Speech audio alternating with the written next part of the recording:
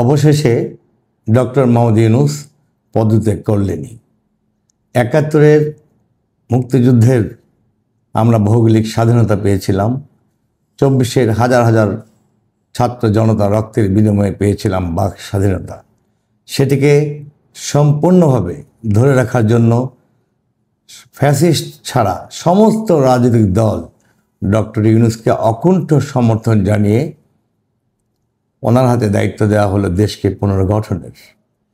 কিন্তু দুর্ভাগ্যের বিষয়, পূর্ণ সংস্কারের কোনো লক্ষণ আমরা দেখছি না, জাতীয় পরিলক্ষিত করতে পারছে না, রাজনৈতিক দলগুলো একমতে পৌঁছতে পারছে না। আজকে প্রায় ২০০-রও বেশি দাবি দেওয়া নিয়ে যমুনা ঘেরাওয়ের একটা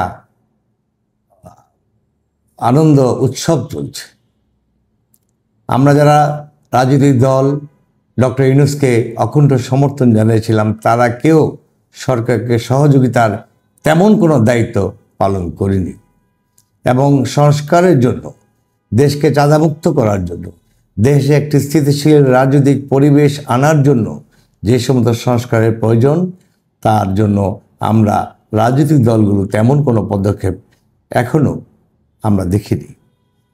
এই অবস্থায় আমার মনে হচ্ছে, যদি ছাত্রদের, জনতার, শ্রমিকের, কৃষকের, সবার যারা রক্ত দিয়েছে, শিশু, কিশোর, রিকশাওয়ালা, গরিব, দিনমজুর যারাই রক্ত দিয়েছে, প্রায় ২০-২৫ হাজার আহত লোক এখনও